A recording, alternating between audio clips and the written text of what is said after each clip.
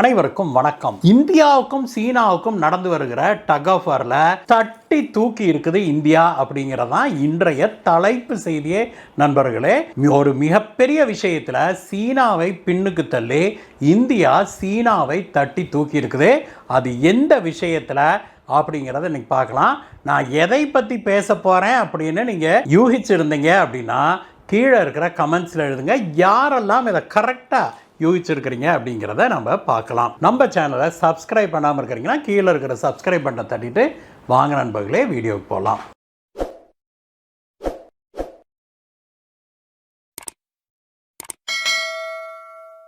இந்தியாவை எப்படியெல்லாமோ சுற்றி வளைக்கலாம் அப்படின்னு சீனா பல காலமாக திட்டமிட்டு வர்றது உங்களுக்கு தெரியும். ஸ்ட்ரிங் ஆஃப் பேர்ல்ஸ் அப்படிங்கிறது அதனுடைய பெயர். ஆனால் கடந்த காங்கிரஸ் ஆட்சி காலம் வரைக்கும் ரொம்ப சக்ஸஸ்ஃபுல்லாகவே நடந்து வந்தது நண்பர்களே. இந்தியாவை சுற்றி பல இடங்களில் பல துறைமுகங்களை விலைக்கு வாங்கிச்சு சீனா. இலங்கையுடைய ஹம்பன்தோட்டா துறைமுகம், அங்கே பாகிஸ்தானில் இருக்கிற குவாதார் துறைமுகம் உட்பட பல விஷயங்களை தன்னுடைய கண்ட்ரோலில் கொண்டு வந்து அங்கங்கே சீனாவுடைய கடற்படை கப்பல்களை வந்து நிறுத்துவதற்கு தோதாக ரெடி பண்ணி வச்சது. ஆனால் பாரத பிரதமராக திரு நரேந்திர மோடி அவர்கள் பதவியேற்று கொண்டதில் இருந்தே 2014ஆம் ஆண்டு இருந்தே சீனாவுடைய இந்த திட்டத்தை மெல்ல மெல்ல அப்படியே உடை தெரிந்துக்கிட்டே வர்றாரு அப்படிங்கிறத பார்க்குறோம். அதில் முத்தாய்ப்பாக நேற்றைய தினம் வெளிவந்திருக்கிற ஒரு செய்தி என்ன அப்படின்னாக்க, இலங்கையுடைய கொழும்பு துறைமுகம் இருக்குது இல்லையா, அந்த கொழும்பு துறைமுகத்துடைய ஷிப்யார்டை இந்தியா தன்னுடைய கண்ட்ரோலுக்கு கொண்டு வந்திருக்குது அப்படிங்கிறதான் அது. ஏற்கனவே கொழும்புல ஹம்பன்தோட்டா துறைமுகத்தை சீனா வாங்கி வச்சுக்கிட்டு படாபாடுபடுத்த தெரியும். அது மட்டும் இல்லை, கொழும்பு துறைமுகத்திலேயே ஒரு முனையத்தை சீனா தன்னுடைய கண்ட்ரோலில் வச்சிருந்தது அப்படிங்கிறதையும் பார்க்குறோம். அதையெல்லாம் இப்பொழுது தட்டி எரிஞ்சிட்டு கொழும்பு துறைமுகத்துடைய அந்த கப்பல் கட்டும் தளம் இருக்குது இல்லையா, ஷிப்யார்டு, அதை வந்து தன்னுடைய கண்ட்ரோலில் எடுத்திருக்குது இந்தியாவுடைய பாதுகாப்புத்துறை. இந்தியாவுடைய பாதுகாப்பு அமைச்சகத்துக்கு சொந்தமான, இந்தியன் டிஃபென்ஸ் மினிஸ்ட்ரிக்கு சொந்தமான MDSL அப்படின்னு அழைக்கப்படுகிற Mazagon Dock ship filters Limited அப்படிங்கிற நிறுவனம் கொழும்பு துறைமுகத்துக்கு சொந்தமான அந்த கொழும்பு ஷிப்யார்டு இருக்குது இல்லையா, அந்த கொழும்பு ஷிப்யார்டோடைய 51% ஸ்டேக்கை, கண்ட்ரோலிங் ஸ்டேக்கை தன்னுடைய கைவசப்படுத்தி இருக்குது. இது வந்து அமெரிக்க டாலர் மதிப்பில் 26.8 மில்லியன் அமெரிக்கன் டாலர் ஆகும் நண்பர்களே. கிட்டத்தட்ட இந்தியாவுடைய ரூபாய் மதிப்பில் பார்த்தோம் அப்படின்னா கிட்டத்தட்ட 270 கோடி ரூபாய் மதிப்பு நண்பர்களே. இந்த கப்பல் கட்டுகிற அந்த கொழும்பு ஷிப்யார்டு இருக்குது இல்லையா, அது வந்து கடந்த ஆண்டு சரித்திரத்திலேயே அதிகப்படியான வேல்யூ கொண்ட 150 மில்லியன் அமெரிக்கன் டாலர் மதிப்பிலான 2 கப்பல்களை கட்டும் கான்ட்ராக்டை எடுத்தது. அது பிரான்ஸ் நாட்டு கான்ட்ராக்ட் நண்பர்களே. பிரான்ஸ் நாடு வந்து இந்த மாதிரி கப்பல், அதாவது கேபிள் லேயிங் கப்பல்னு சொல்கிறாங்க, கடலுக்கு அடியில் கேபிளை போட்டுக்கிட்டே போகும் இல்லையா, அந்த மாதிரியான 2 கப்பல்களை கட்டி தருவதற்கு இந்த கொழும்பு ஷிப்யார்டுக்கு கான்ட்ராக்ட் கொடுத்தது. அது வந்து 150 மில்லியன் அமெரிக்கன் டாலர் மதிப்புள்ள கான்ட்ராக்ட். இப்படி நன்றாக இயங்கி கொண்டிருக்கிற கொழும்பு ஷிப்யார்டுடைய 51% பங்குகளை இந்தியாவுடைய Mazagon Dock ship filters Limited வாங்கி இருக்குது. இது வந்து சீனாவுக்கு இந்தியா வச்சிருக்கிற மிகப்பெரிய செக் அப்படின்னு சொல்றாங்க.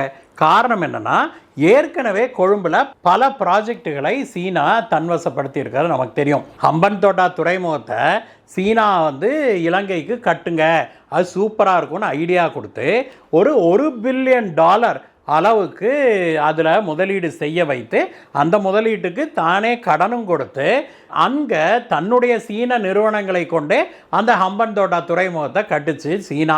கட்டின பிறகு சீனாவுக்கு திருப்பி செலுத்த வேண்டிய பணத்தை இலங்கையால் கட்ட முடியாதனால அந்த ஹம்பன்தோட்டா துறைமுகத்தையே 99 வருட குத்தகைக்கு சீனாவே எடுத்து சீன நிறுவனம் ஒன்று அதை நடத்திக்கிட்டு வருது. ஆனால் இன்றைக்கு வரைக்கும் அந்த ஹம்பன்தோட்டா துறைமுகத்துக்கு பெரிய கமர்ஷியல் கப்பல்களுடைய போக்குவரத்து எதுவும் கிடையாது. சீனா வந்து தன்னுடைய ஆராய்ச்சி கப்பல்ங்கிற பேரில் இந்தியாவை உளவு பார்ப்பதற்கு அந்த ஹம்பன்தோட்டா துறைமுகத்தை பயன்படுத்துது. இது போக இலங்கையில் மேலும் சில ப்ராஜெக்டுகளை பெரிய அளவில் பண்ணி வருது சீனா. இப்படிப்பட்ட சூழ்நிலையில் இந்தியா வந்து இப்பொழுது கொழும்பு துறைமுகத்துடைய ஷிப்யார்டை தன்வசப்படுத்தி இருப்பது பெரும் பரபரப்பை ஏற்படுத்தி இருக்குது. ஏன் அப்படின்னா, ஏற்கனவே கொழும்பு துறைமுகத்தோட அந்த ஷிப்யார்டு இருக்குது இல்லையா, அது வந்து பெரிய பெரிய கான்ட்ராக்டுகளை கைவசம் வச்சிருக்கிற ஷிப்யார்டு. அது மட்டும் இல்லை, இந்தியாவுடைய MDSL நிறுவனம், அதான் மேசகான் டாக் கம்பெனி இருக்குது இல்லையா, அந்த நிறுவனம் வந்து இந்தியாவிலேயே மிகப்பெரிய கப்பல் கட்டுகிற நிறுவனமாக விளங்குது. அந்த நிறுவனம் இப்பொழுது கொழும்பு துறைமுகத்துடைய இந்த கப்பல் கட்டும் நிறுவனத்துடைய கண்ட்ரோலிங் ஸ்டேக்கை எடுத்திருக்கிறதுனால இந்த இரண்டும் இணைந்து ஒரு மிகப்பெரிய அளவில் பிஸ்னஸ் பண்ணுவாங்க அப்படின்னு எதிர்பார்க்கப்படுது. ஏற்கனவே கண்ட்ரோலிங் ஸ்டேக்கை தான் எடுத்துட்டதுனால அந்த கொழும்பு கப்பல் கட்டும் ஷிப்யார்டு இருக்குது இல்லையா, அந்த கம்பெனியுடைய போர்டில் தன்னுடைய ஆட்களை அங்கே வந்து உட்கார வைக்க ஆரம்பிச்சிருக்குது இந்தியாவுடைய நிறுவனம். கொழும்பு ஷிப்யார்டு நிறுவனம் கொழும்பு ஸ்டாக் எக்ஸ்சேஞ்சில் ஏற்கனவே லிஸ்ட் பண்ணப்பட்டிருக்குது நண்பர்களே. இது வந்து ஒரு பொதுத்துறை நிறுவனம் அப்படிங்கிறத பார்க்கணும். அந்த நிறுவனத்திலே 41% இலங்கை அரசாங்கம் வச்சிருக்குது அப்படிங்கிற பார்க்குறோம். இந்த கொழும்பு ஷிப்யார்டை இந்தியா வாங்கினதே ஒரு சுவாரஸ்யமான கதை அப்படிங்கிறாங்க. ஏன்னா வழக்கமாக சீனாவிடம் தான் இலங்கை போய் நிற்கும். ஒவ்வொரு முறையும் தனக்கு உதவி வேணும், கடன் வேணும், தன்னுடைய நிறுவனங்களை நீங்கள் எடுத்துக்கோங்க அப்படிங்கிற சூழ்நிலையெல்லாம் சீனாட்ட தான் போகும் இலங்கை அப்படிங்கிறத பார்க்குறோம். ஆனால் இந்த முறை இலங்கை அரசாங்கம் மாற்றி யோசிச்சிருக்குது.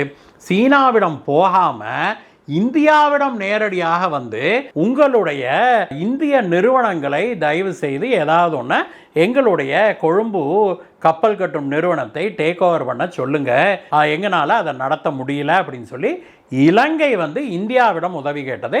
அதற்கு பிறகு தான் இந்திய அரசாங்கம் இதில் தலையிட்டது. இதனால் இலங்கையில் இது தொடர்பாக எந்த பிரச்சனையும் வராது அப்படின்னு சொல்லி எதிர்பார்க்கணும். ஏன்னா உங்களுக்கு தெரியும் நண்பர்களே, இந்திய நிறுவனங்கள் அங்கே எதையாவது வாங்கினாலே உடனே இலங்கையில் இருக்கிற எதிர்க்கட்சிகள் அப்புறம் இந்திய விரோத சக்திகள் எல்லாம் இந்தியா வந்து செய்கிற முதலீடுகளுக்கு எதிராக பயங்கரமாக அங்கே ப்ரொடெஸ்ட் பண்ணுறத பார்த்துருக்குறோம். இந்த புதிய இன்வெஸ்ட்மெண்ட்டை இந்தியா செய்ததில் அங்கே எந்த விதமான எதிர்ப்பும் வராது அப்படின்னு நினைக்கிறோம். காரணம், இலங்கை அரசாங்கம் உதவி கேட்டதுனால நாம் போய் இதை செய்திருக்கிறோம். இது வந்து சீனாவுடைய ஸ்ட்ரிங் ஆஃப் பேர்ல்ஸில் ஒரு மிகப்பெரிய ஓட்டையை போட்டிருக்குது இந்தியா அப்படிங்கிறதான் ஸ்ட்ராட்டஜிக்காக நாம் புரிஞ்சு கொள்ள வேண்டிய விஷயமாக இருக்குது. இந்த வீடியோவை பற்றிய உங்களுடைய கருத்துக்களை சொல்லுங்கள் நண்பர்களே. மீண்டும் உங்களை வேற ஒரு வீடியோ சந்திக்கிறேன். Bye bye.